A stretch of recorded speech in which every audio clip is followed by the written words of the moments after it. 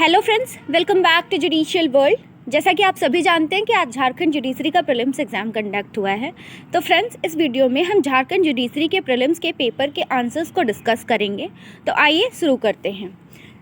इसमें सबसे पहला क्वेश्चन है, what is the most appropriate indirect form of the following. इसमें एक सेंटेंस दिया हुआ है जिसका कि अप्रोप्रिएट इनडायरेक्ट स्पीच आपको लिखनी है। क्वेश्चन ये है, she said to me please give me your book. इसका आंसर होगा आंसर बी।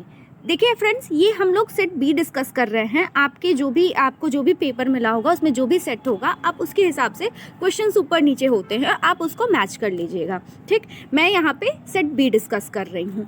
ठीक है, नेक्स्ट क्वेश्चन है, choose the word closest in the meaning of the underline word in the sentence. Question number 2 है, इसमें ये humble conviction darted throw Ramesh. इसमें darted जो है वो अंडरलाइन था और इसकी मीनिंग जो है, जो नियरेस्ट मीनिंग है वो सर्च करनी थी।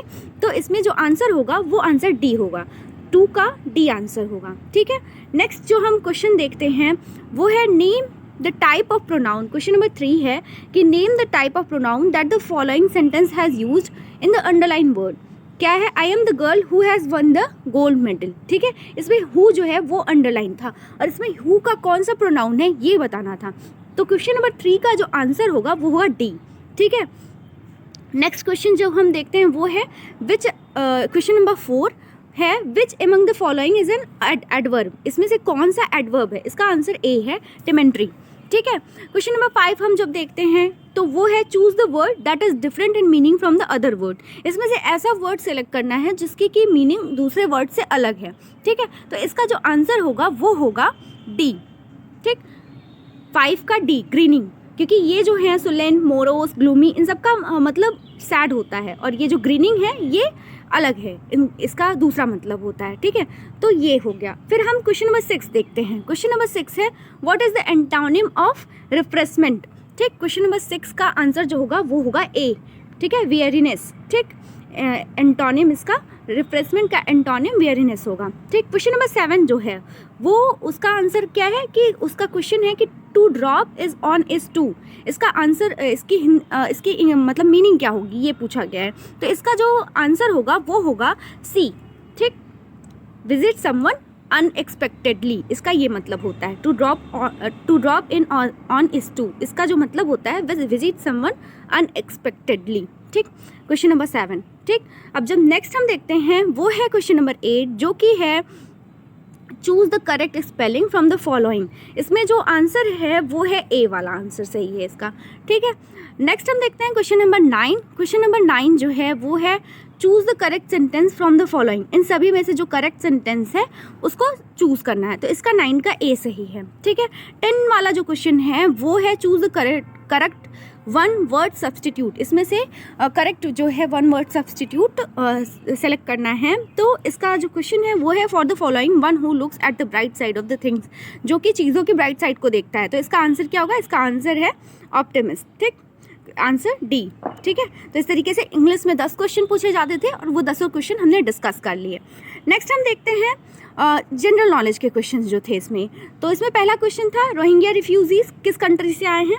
क्वेश्चन नंबर 11 का आंसर जो है वो है म्यांमार। ठीक है, डी। ठीक, और उसके बाद क्वेश्चन नंबर 12 जो है, 12 क्या है, to which of the following country India has exported Pinaka multi rocket system. India ने पिनाका मल्टी रॉकेट सिस्टम किस कंट्री को क्या किया है, एक्सपोर्ट किया है। तो इसका आंसर जो है वो है सी, आर्मेनिया को एक्सपोर्ट किया है। ठीक है, नेक्स्ट हम देखते हैं क्वेश्चन नंबर 13 जो है वो है कि किसने main signal title of Wimbledon 2023 को जीता था। तो इसका आंसर जो है वो है कार्ल्स अल्कराज, इन्होंने जीता था। ठीक, क्वेश्चन नंबर 14 है कि कौन फॉरेन मिनिस्टर है यूक्रेन का। ठीक है, तो इसका जो आंसर है वो है बी। ठीक है, दिमित्री कुलेबा। ठीक, नेक्स्ट हम देखते हैं जो क्वेश्चन है वो है क्वेश्चन नंबर 15 जो है वो है, who among the following has got the first Nobel prize for literature. किसे नोबेल प्राइज़ मिला था लिटरेचर के लिए पहला। तो इसका जो आंसर है क्वेश्चन नंबर 15 का आंसर है वो ए है। ठीक है, क्वेश्चन नंबर 16। ठीक है, क्वेश्चन नंबर 16 क्या है कि उस ऑर्गेनाइजेशन का नाम बताइए जो कि पाकिस्तान में स्पेस रिसर्च करवाता है। तो क्वेश्चन नंबर 16 का आंसर ए है, सुपैरको। ठीक, क्वेश्चन नंबर 17 17 ने ये पूछा है वैभव तनेजा जो हैं वो किस फाइनेंशियल इंस्टीट्यूशन के चीफ बनाए गए हैं, तो इसका आंसर है बी, टेस्ला। 17, क्वेश्चन नंबर 17 का आंसर है बी, टेस्ला। ठीक, नेक्स्ट जो हम देखते हैं क्वेश्चन नंबर 18। क्वेश्चन नंबर 18 क्या है, कौन prime minister, care taker prime minister बनाया गया है पाकिस्तान का। ठीक, शहबाज शरीफ के रिज़ाइन के बाद किसे पाकिस्तान का केयर टेकर प्राइम मिनिस्टर बनाया गया है, तो इसका आंसर जो है क्वेश्चन नंबर 18 का आंसर ए है, अनवरुल हक ककर।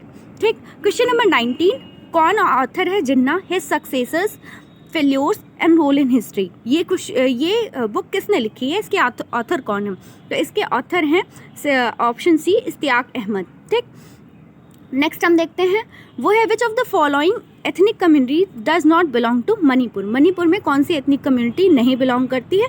क्वेश्चन नंबर 20 का आंसर जो है वो है डी, खासी। ठीक, नेक्स्ट जो है अब हम आते हैं 10 क्वेश्चन था जीके के पोर्शन का जो कि हमने डिस्कस कर लिया। अब हम आते हैं लॉ के पोर्शन पे। लॉ के पोर्शन के सभी आंसर्स को हम डिस्कस करेंगे, जिसमें से क्वेश्चन नंबर 21 है लॉ के सेट बी में। लॉ का पहला क्वेश्चन ये है कि in which of the following cases review of decree or order can not be allowed to an aggrieve person under the rule of order 47 of the CPC। तो इस question का जो आंसर है वो है आंसर नंबर सी। ठीक है, answer number C है when the decision on question of law on which the judgment of the court is based has been reversed or modified by the subsequent decision of a superior court in any other case. तो जो question number 21 है उसका answer C है, सही। Next हम देखते हैं evidence में बी गिवन। ठीक है, एविडेंस में बी गिवन क्वेश्चन नंबर 22 का जो आंसर है वो है क्या है, डी, सॉरी उसका जो आंसर है वो है C, of the fact in issue and the relevant facts. ठीक, एविडेंस जब आप इंडियन एविडेंस एक्ट पढ़ेंगे तो एविडेंस किसके लिए दिया जा सकता है, वो फैक्ट इन इशू और रिलेवेंट फैक्ट्स के लिए दिया जाता है। क्वेश्चन नंबर 22 का आंसर सी है। ठीक है, नेक्स्ट है क्वेश्चन नंबर 23। क्वेश्चन नंबर 23 क्या है, क्वेश्चन नंबर 23 है which of the following provision of the Indian evidence Act empowers the जज to ask any question that he wishes about relevant fact or irrelevant fact from the witness or the parties. ये direct section based question है। इसका answer section B, इसका answer option B है जो कि section 165 है। ठीक है, जजेस के पास पावर है कि वो कुछ भी पूछ सकते हैं, जो है विटनेसेस या पार्टी से वो कुछ भी पूछ सकते हैं। सेक्शन 165 बताता है इसके बारे में। ठीक है, question number 24, in which of the proceeding under the civil procedure code 1908 the high court may call for the records of any case which has been decided by any court subordinate to such high court and in which no appeal lies thereto. इसका कौन सा answer सही है, answer C सही है, revision वाली proceeding में high court record को मंगा सकते हैं। ठीक है, क्वेश्चन नंबर 25 जो है उसका क्या आंसर है सही। 25 क्वेश्चन जो है वो एक इलस्ट्रेशन बेस्ड क्वेश्चन है, वो है ए अ सिंगर, जिसमें कि क्वेश्चन है कि A a singer contracts with B the manager of a theatre to sing at his theatre for 2 nights in every week during the next 2 months and engages her and agrees to pay her 100 rupee for each night's performance. On the second night, A willfully absents himself from the theatre and B in consequence recites the contract. Which of the following legal consequence may follow thereof? इसका जो answer होगा सही वो B वाला answer सही होगा। B must pay A for the 5 nights in which she had sung। ये question, इसका जो ऑप्शन है B वो सही होगा इसका। ठीक है, अब हम नेक्स्ट क्वेश्चन देखते हैं। क्वेश्चन 26 ये बात करता है in which of the following offences under the IPC previous section under Section 197 of the CRPC is required for court to take cognizance for offence alleged to be committed by judges and public servant। ठीक, ये जो question number 26 है इसका जो answer सही answer है वो है ऑप्शन सी, क्योंकि section 166A, 166B, 354, 354A, B, C, D, 509 इनके लिए सेक्शन की ज़रूरत नहीं पड़ती है, लेकिन अगर मर्डर का ऑफेंस है उसके लिए पब्लिक सर्वेंट को ट्रायल करने के लिए प्रीवियस सैंक्शन की ज़रूरत पड़ती है। तो ये जो है वो 26 का आंसर सी सही होगा। ठीक है, नेक्स्ट हम देखते हैं क्वेश्चन नंबर 27 है कि under section 300 of the IPC how many kinds of exception have been stipulated whether culpable homicide is not murder. ठीक है, क्वेश्चन नंबर मतलब सेक्शन 300 में कितने एक्सेप्शन दिए हुए हैं, तो इसका आंसर 5 है। ठीक है, 5 एक्सेप्शन दिए हुए हैं। ठीक, नेक्स्ट क्वेश्चन हम जो देखते हैं वो है क्वेश्चन नंबर 28 क्या है, ए an aggrieved wife W register FIR under section 498, 323 and 406. ठीक है, 406 of IPC against her husband H at the police station of competent jurisdiction after 2 years since the registration of a FIR. An amicable settlement is reached between them and they had been living together happily for over a year now. At this stage, husband and wife both approached to the High Court for quashing of FIR under section 482 of the CRPC. However, in the meantime, the police investigation has been completed and the charge sheet filed against the accused husband. Which of the following is legally permissible? तो इसमें क्या होगा सही? इसका 28 का जो सही है वो ऑप्शन डी सही है. The high court in its description may क्वेश FIR if it find that it will secure the ends of justice. ठीक है, इंड्स ऑफ जस्टिस के लिए अगर हाई कोर्ट को सही लगता है तो वो FIR को क्वेश कर सकती है. ठीक है, नेक्स्ट हम देखते हैं, क्योंकि यहाँ पे हाई कोर्ट के डिस्क्रिशनरी पावर के सेक्शन 482 में दोनों पार्टीज गई थी, तो सेक्शन 482 इंड्स ऑफ जस्टिस के लिए हाई कोर्ट के पास डिस्क्रिशनरी पावर देता है, तो high court end of justice के लिए FIR को क्वेश कर सकती है. ठीक, ऑप्शन इसका डी सही होगा. नेक्स्ट हम क्वेश्चन देखते हैं, क्वेश्चन 29 क्या बात करता है? For the purpose of making a contract a person is said to be of sound mind if at the time of making a contract he is. इसका जो आंसर सही होगा वो होगा A. If he is capable of understanding it and forming a rational judgment as to its effect upon his interest. तो question number 29 का answer A सही होगा. ठीक है, नेक्स्ट हम देखते हैं क्वेश्चन नंबर 30 जो है, Kedarnath versus state of Bihar is landmark judgment on the IPC. इसको सभी लोग जानते हैं. इसका option section 124A option B सही होगा. ठीक है, ऑप्शन बी इसका सही होगा. क्वेश्चन नंबर 30 का ऑप्शन बी सही होगा. नेक्स्ट क्वेश्चन हम देखते हैं, question number 31. Section 151 of the CPC save the inherent power of the court to make such order as may be necessary for which of the following. ठीक है, section 151 जो कि section 482 CRPC है और section 151 CPC है जो कि court के इनहेरेंट पावर की बात करता है, उसके बारे में सेक्शन क्वेश्चन नंबर 31 हमसे पूछा गया है. इसका क्या आंसर सही होगा? तो इसका आंसर सी वाला सही होगा, for the end of justice or to prevent abuse of the process of the court. ये दोनों चीज़ों के लिए इनहेरेंट पावर दी गई है. ठीक है, तो इसका ऑप्शन जो है वो सी सही होगा, 31 का सी. ठीक, नेक्स्ट क्वेश्चन हम देखते हैं 32 टायलर वर्सेस कॉलवेल किसका लैंडमार्क जजमेंट है? इसका आंसर सही होगा बी, डॉक्ट्रिन ऑफ इम्पॉसिबिलिटी का ये लैंडमार्क जजमेंट है. ऑप्शन बी इसका सही होगा. ठीक है, सेक्शन ये जो क्वेश्चन 33 अब दिखाया गया है, क्वेश्चन 33 जो है उसमें है good faith as defined under section 52 of the Indian penal code necessary involves. ठीक है, क्वेश्चन नंबर 33 का जो आंसर होगा वो ए सही होगा, with due care and attention. ठीक, ये ड्यू केयर एंड अटेंशन 33 का ए सही होगा. ठीक, नेक्स्ट क्वेश्चन जो है क्वेश्चन नंबर 34 जो कि बात करता है Hardeep Singh versus state of Punjab and others 2014 is a landmark case on the issue of. ठीक है, Hardeep Singh versus state of Punjab किसका लैंडमार्क केस है? इसका आंसर है ए सही है. 34 का ए सही है, power to court to proceed against other person appearing to be guilty of offence. ठीक है, 34 का ए सही होगा. नेक्स्ट हम देखते हैं क्वेश्चन नंबर 35. ठीक है, the content of document may be proved bye. ठीक है, 35 का आंसर क्या सही होगा? सी, इधर बाय प्राइमरी एविडेंस और the secondary evidence in every case. ठीक, 35 का सी सही होगा. ठीक, नेक्स्ट हम देखते हैं 36 क्वेश्चन क्या है? B a broker at Kolkata by the order of A a merchant there contracts with C for the purchase of 10 casks of oil for A. Afterward A refuses to receive the oil and repudiates a contract all together. Which of the following would be correct legally in the given situation? ठीक है, 36 का क्या सही होगा? ए सही होगा. सी में sue B for the damages cost and incurred expenses successfully. ठीक है, 36 का ए सही होगा. ठीक है, नेक्स्ट क्वेश्चन जो हम देखते हैं वो है 36 का ए सही होगा. नेक्स्ट क्वेश्चन हम देखते हैं 37 क्या है? Provision relating to plea bargaining are found in which chapter of the CRPC. तो चैप्टर 21A में प्ली बार्गेनिंग का दिया हुआ है, तो 37 का बी वाला आंसर सही होगा. ठीक है, नेक्स्ट क्वेश्चन हम देखते हैं 38 क्वेश्चन नंबर 38 क्या है? Warrant cases under the CRPC means a case relating to an offence punishable with. तो death, imprisonment of life, imprisonment for a term exceeding 2 years. तो इसमें तीनों ऑप्शन सही हो गए, तो इसका जो सही आंसर होगा डी होगा, ऑल ऑफ द एबव. 38 का डी. ठीक है, नेक्स्ट क्वेश्चन हम देखते हैं 39 है ए sues A is used for money, A is used B for money due on a bond. The execution of bond is admitted, but B says that it was obtained by fraud, which A denies. If no evidence is given on either side, then ठीक है, तो इसका क्या होगा, 39 का क्या सही होगा, B. अगर देखिए दोनों साइड से कोई एविडेंस नहीं दिया गया तो A would succeed in a case, क्योंकि A तो पहले से ही कह रहा है और the execution of the bond is admitted, तो इसका सही आंसर क्या होगा, 39 का जो सही आंसर होगा, 39 का सही आंसर जो होगा वो होगा बी होगा, A would succeed in a case. ठीक, तो इस तरीके से 39 क्वेश्चन हमने देख लिया, 39 का B.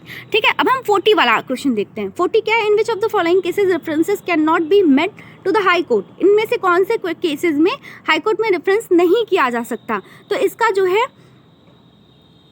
Before the hearing of suit, ठीक है, an appeal where the decree is not subject to appeal, C in the execution of decree. तो इसमें जो है क्या है कि इसका 40 का सही आंसर क्या होगा, 40 का सही आंसर होगा D. In all of the above cases references to the high court can be made. ठीक है, 40 का सही आंसर डी होगा. ठीक है, नेक्स्ट हम देखते हैं नेक्स्ट क्वेश्चन 41 क्या बात करता है, which of the followings amounts to a criminal conspiracy. ठीक है, 41 का जो सही आंसर होगा वो होगा डी. ठीक है, क्योंकि देखो इसमें देखिए इसमें ए जो है वो an agreement between two or more person to do or causes to be done an illegal act, एक इलीगल एक्ट करने की बात कर रहा है. An agreement between two or more person to do or causes to be done an act which is not illegal but by illegal means. ठीक है, और जो तीसरा ऑप्शन बचा है वो बताता है कि कमिट एन ऑफेंस. तो तीनों चीज़ें तो आ गई क्रिमिनल कॉन्स्पिरेसी में, तो इसका आंसर सही डी होगा. ठीक है, 41 का. बात करते हैं 42 की. 42 क्वेश्चन क्या है, which of the following act is not specified. 43 not specified under section 17 of Indian contract act with reference to fraud. Fraud के रेफरेंस में कौन सा जो है एक्ट वो स्पेसिफाइड नहीं किया गया अंडर सेक्शन 17 में, तो इसका जो आंसर होगा वो होगा section option C, act of connivance in act of connivance to enter in unlawful agreement. ये जो मेथड है ये सेक्शन 17 में फ्रॉड के तरीकों के रूप में नहीं बताया गया है.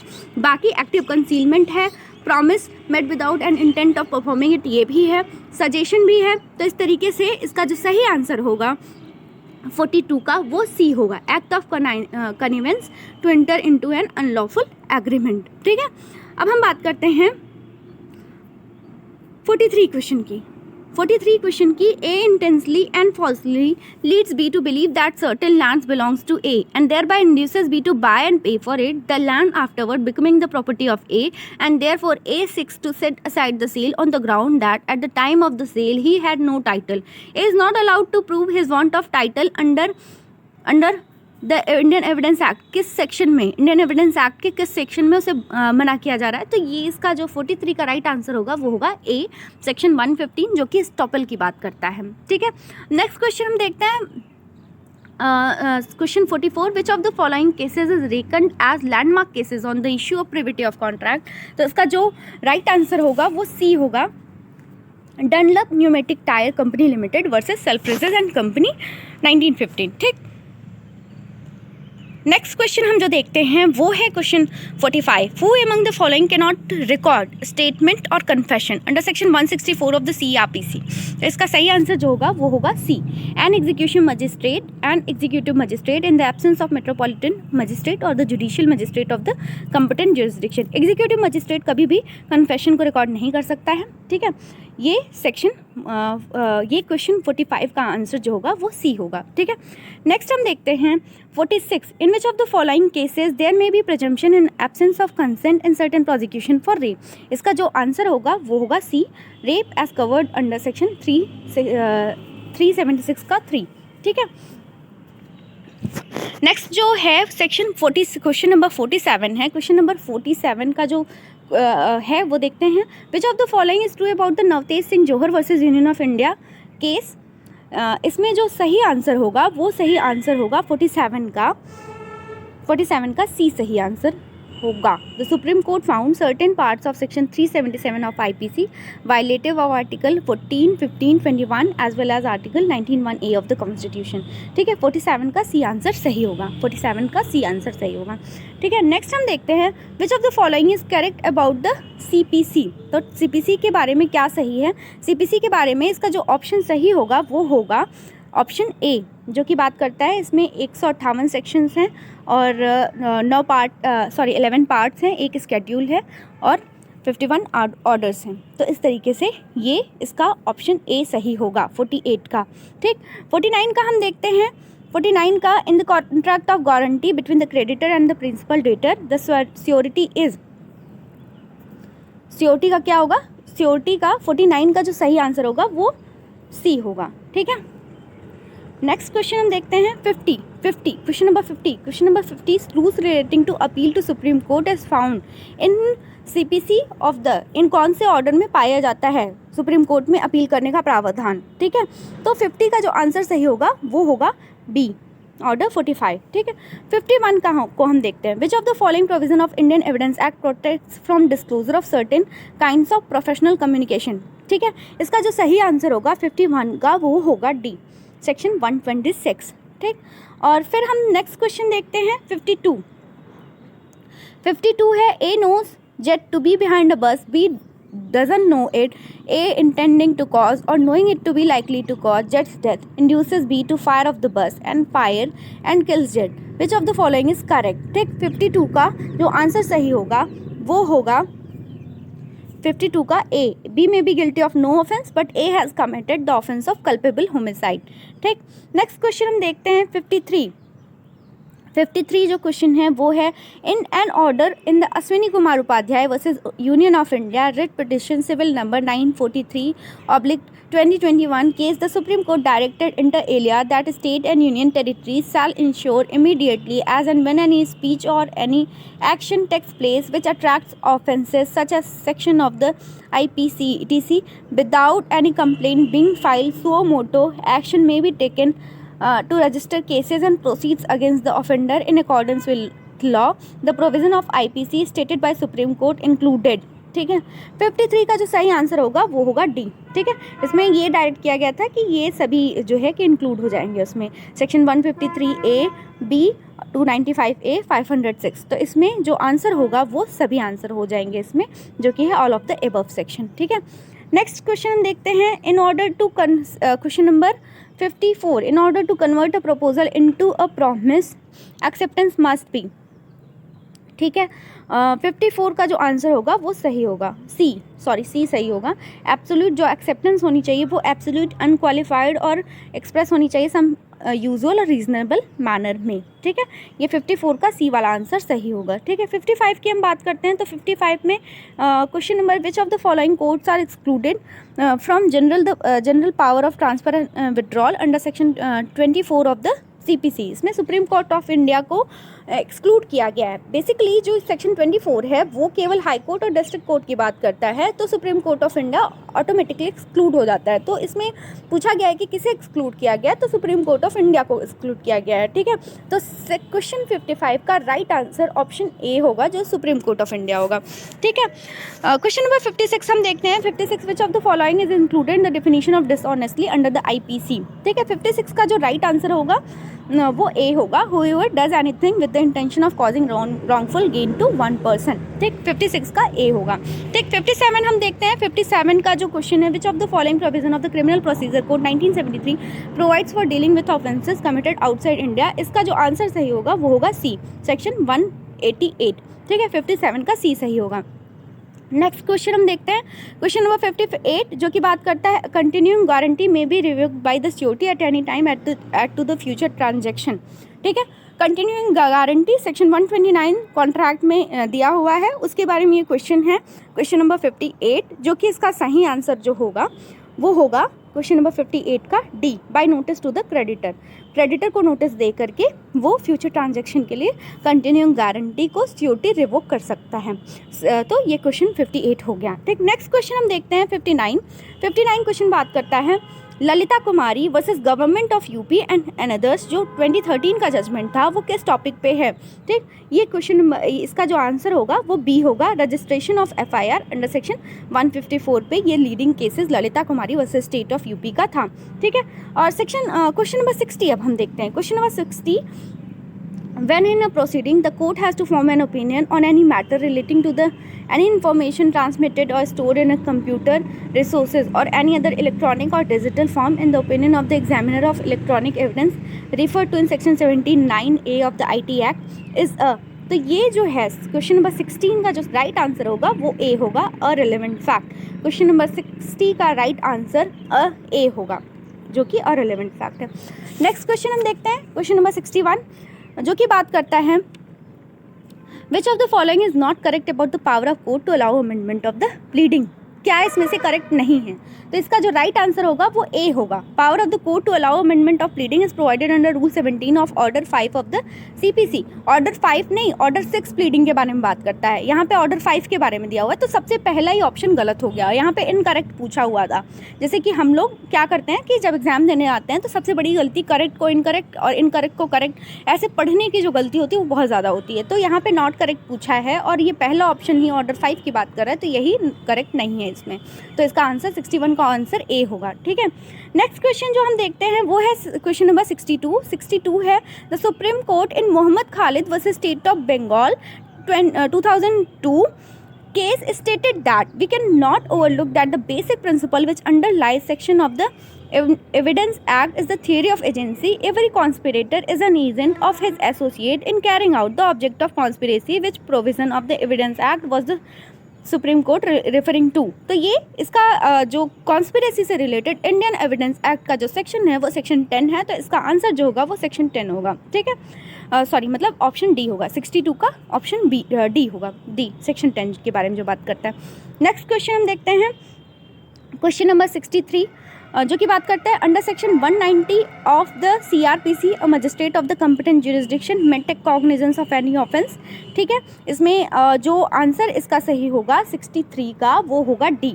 ठीक है, क्योंकि सेक्शन 190 में CRPC में जो मजिस्ट्रेट कॉग्निजेंस लेता है वो कंप्लेंट पे भी कॉग्निजेंस लेता है, पुलिस रिपोर्ट पे भी कॉग्निजेंस लेता है, अपने नॉलेज से सुओ मोटो भी कॉग्निजेंस ले सकता है। तो इसमें जो डी वाला ऑप्शन है वो सही होगा, जो ऑल ऑफ द एबव की बात करता है। ठीक है, question number 64, for the purpose of conclusiveness of a foreign judgment, which of the following is a presumption that may be displaced under section 14 of CPC। ठीक, इसमें जो सही आंसर होगा वो सी होगा, proceeding in which the judgment was obtained was not opposed to natural justice। ये वाला presumption displace किया जा सकता है, तो 64 का सी वाला आंसर सही होगा। ठीक है, नेक्स्ट क्वेश्चन बात करता है the most famous McNaughton case principle relates to.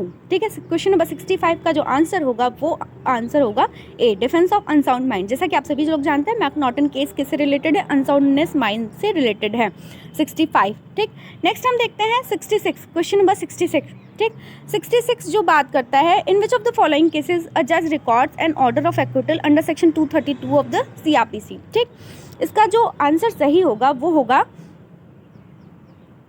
B, if he finds that there is no evidence that the accused committed the offense। ठीक, इसका सही आंसर बी होगा। ठीक है, क्वेश्चन नंबर 66 का। ठीक, नेक्स्ट क्वेश्चन हम देखते हैं, क्वेश्चन नंबर 67, जो कि है in the case of state of UP versus Devman Upadhyay the supreme court had considered and upheld the constitutionality of which of the following provision of the Indian Evidence Act। तो इसका answer C सही होगा, 67 का सी सही होगा, सेक्शन 27। ठीक, next question हम देखते हैं, क्वेश्चन नंबर 68 बताता है during a political function of the ruling dysfunction in a state there is a firing by the police in which several persons are killed. Consequently a FIR is filed in the local police station against the accused policeman. Further, a commission of inquiry headed by a senior police officer is set up under the Commission of Inquiry Act to investigate the matter. Even when investigation in pursuance of the FIR file is underway, the inquiry commission gives a damning report against the accused policeman and recommends strongest criminal action against them. Which of the following is legally valid course of action as a follow up to the report of commission। ठीक है, तो इसका जो answer होगा वो D वाला सही होगा, none of the above is legally valid course of action। ठीक है, 68 का डी। नेक्स्ट क्वेश्चन हम देखते हैं, काफ़ी बड़ा क्वेश्चन है, ऐसा ट्रिकी क्वेश्चन बच्चों के दिमाग को उलझाने के लिए दे दिया जाता है। 69 क्वेश्चन हम देखते हैं, क्वेश्चन नंबर 69, जो कि बात करता है under the Indian contract Act 1872 an agreement not enforceable by law is a. ठीक, 69 का आंसर सही होगा, वॉइड एग्रीमेंट। ठीक, क्वेश्चन नंबर 70 हम देखते हैं, Dhulabai versus state of Madhya Pradesh and others AIR 1969 is a leading case on the issue of. ठीक, 70 का जो होगा वो सही आंसर होगा B, principles regarding exclusion of jurisdiction of civil code. ठीक, तो ये इसके बारे में 70 का बी वाला सही होगा। ठीक है, 71 की अगर हम बात करते हैं, Gurbaksh Singh Sibbia and others versus state of Punjab is a landmark case on the issue of. ठीक है, 71 का जो आंसर सही होगा बी वाला सही होगा। ठीक है, और 72 हम देखते हैं, which of the following offences relating to religion is the most serious one in terms of severity of the punishment of the offender. तो ये बी वाला सही होगा क्योंकि इसमें 3 years की पनिशमेंट है। Deliberate and malicious act intends to outrage religious feeling of any class by insulting the religion or religious belief. ठीक, 72 का बी वाला आंसर सही होगा। ठीक है, नेक्स्ट क्वेश्चन हम देखते हैं 73, evidence under the Indian Evidence Act means and apply all statement which the court permits or requires to be made before it by witness in relation to a matter of fact under inquiry। B बात करते हैं all document including electronic record produced for the inspection of the court. ठीक है, तो इसका C वाला सही होगा, both A and B. Evidence की बात करते हैं तो स्टेटमेंट्स की भी बात आ जाती है, डॉक्यूमेंट्स की भी बात आ जाती है। तो क्वेश्चन 73 का आंसर जो होगा वो सी वाला सही ऑप्शन होगा। ठीक, 74 की बात करते हैं, A lends a valet horse to B, while B rides the horse, it runs away violently. B is thrown off and injured. A is responsible to pay B for damages sustained. 74, question number 74 का जो सही answer होगा वो B वाला होगा। If A knew about the violent nature of horse and did not disclose it to B। 74, question number 74 का right answer B होगा। ठीक, नेक्स्ट क्वेश्चन हम देखते हैं, the provision relating to transfer of decree for execution is stated under the CPC of. ठीक, ये इसका जो डायरेक्ट सेक्शन बेस्ड क्वेश्चन है 75 का बी वाला सही होगा। ठीक, नेक्स्ट क्वेश्चन हम देखते हैं 76, question number 76, A intending or knowing himself to be likely to permanently disfigures जेट्स face gives Z a blow which doesn't disfigure jet's face permanently but which causes jet to suffer severe bodily pain for the space of 20 days। which of the following is correct? Question number 76 की जो right answer होगा question number 76 का वो होगा B, A has voluntarily caused grievous hurt. B सही होगा। ठीक, next question हम देखते हैं, which of the following inter alia is true about release of accused under section 169 of the CRPC। Question number 77, इसमें जो है इसका जो सही आंसर होगा वो ए वाला होगा, accused may be result release if upon an investigation it appears that there is not sufficient evidence for commission of an offence. ठीक, क्वेश्चन नंबर 77 का ए वाला आंसर सही होगा। अब बात करते हैं क्वेश्चन नंबर 78 की। Question number 78, A and B agree that A shall pay ₹1000 for which B shall afterward delivered to A either rice or smuggled opium. Which of the following is correct legal incidence. 78 का जो सही answer होगा वो D वाला होगा, it is a valid contract to deliver rice and void agreement as to the opium. ठीक, ये वाला आंसर 78 का डी सही होगा। ठीक, नेक्स्ट क्वेश्चन हम देखते हैं question number 79, under section 203 of CRPC a magistrate may dismiss a complaint for which of the following reasons. ठीक, 79 का जो राइट आंसर होगा ये बी वाला होगा, magistrate is of opinion that there is not adequate evidence to convict the accused। 79 का B वाला सही होगा। ठीक, नेक्स्ट क्वेश्चन हम बात करते हैं question number 80, the offence of sextortion has been included in the IPC by way of state amendment in respect of which state UT।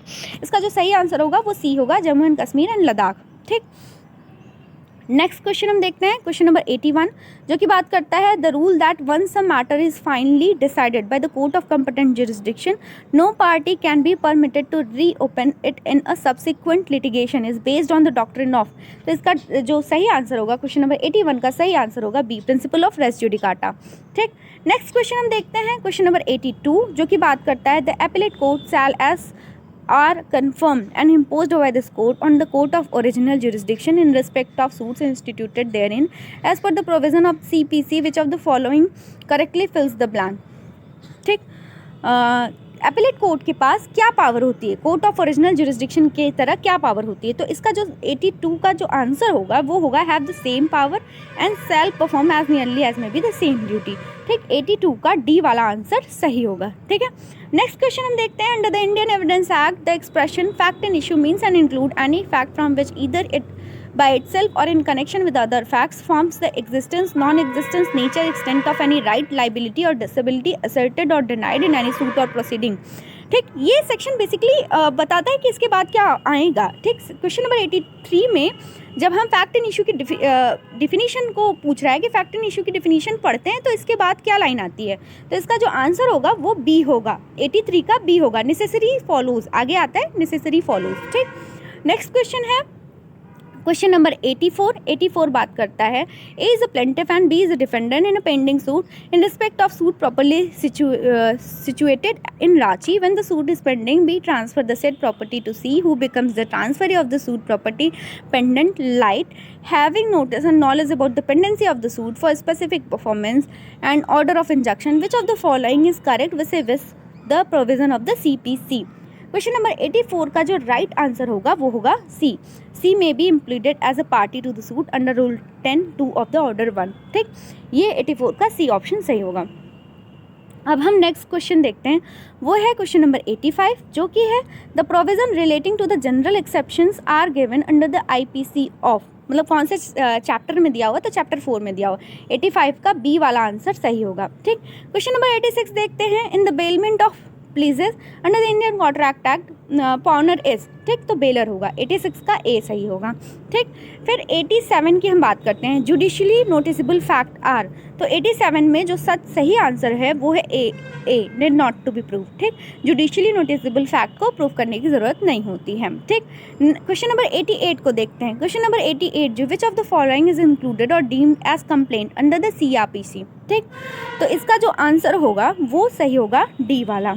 ठीक, 88 का डी आंसर सही होगा। ठीक, क्योंकि इसमें एक एलिगेशन, क्योंकि ए वाला सही है, N allegation made only or in writing to magistrate with a view of his taking action under the court then some person whether known or unknown has committed an offence. और फिर C वाला सही है, report made by a police officer in case which discloses after investigation the commission of a non cognizable offence. और B वाला police report की बात करता है। ठीक है, पुलिस रिपोर्ट की बात करता है, इसलिए बी वाला नहीं सही होगा, बाकी ये दोनों सही होंगे, तो डी वाला आंसर सही है। ठीक, 88 का डी। ठीक, नेक्स्ट क्वेश्चन हम देखते हैं क्वेश्चन नंबर 89 जो कि बात करता है section 27 of Indian evidence act is often referred to as exception to the rule stated under both section 25 and 26। 89 का सी वाला आंसर सही होगा। ठीक, अब हम बात करते हैं क्वेश्चन नंबर 90 की। 90 बात करता है सेक्शन 361 ऑफ IPC में लॉफुल गार्जियन के माइनर के लॉफुल गार्जियन किसे कहा जाएगा, तो ये इसका डी वाला आंसर सही होगा। 90 का डी वाला आंसर सही होगा, any person lawfully interested with the care और कस्टडी ऑफ द माइनर। ठीक, नेक्स्ट क्वेश्चन हम देखते हैं question number 91 which of the following is incorrect about pleadings. Pleading के बारे में क्या गलत है। ठीक, 91 का जो सही आंसर होगा सी होगा, it also contains evidence by which material are to be proved. कभी भी प्लीडिंग में एविडेंस नहीं लिखे जाते, हमेशा प्लीडिंग में फैक्ट्स लिखे जाते हैं, एविडेंस कभी नहीं लिखे जाते। ठीक, बाकी ये सभी सही है कि प्लीडिंग मतलब प्लेंट या रिटन स्टेटमेंट, ये स्टेटमेंट होता है मटेरियल फैक्ट्स के बारे में। बी वाला ऑप्शन बताता है, डी वाला ऑप्शन बताता है कि ये ऑर्डर 6 में है। ठीक, तो इस तरीके से सी वाला आंसर जो होगा वो सही होगा, मतलब इस क्वेश्चन का आंसर सी वाला सही होगा, 91 का सी। 92 की बात करते हैं, which of the following is correct about admission under the Indian evidence act 1872। ठीक, 92 का जो आंसर सही होगा वो होगा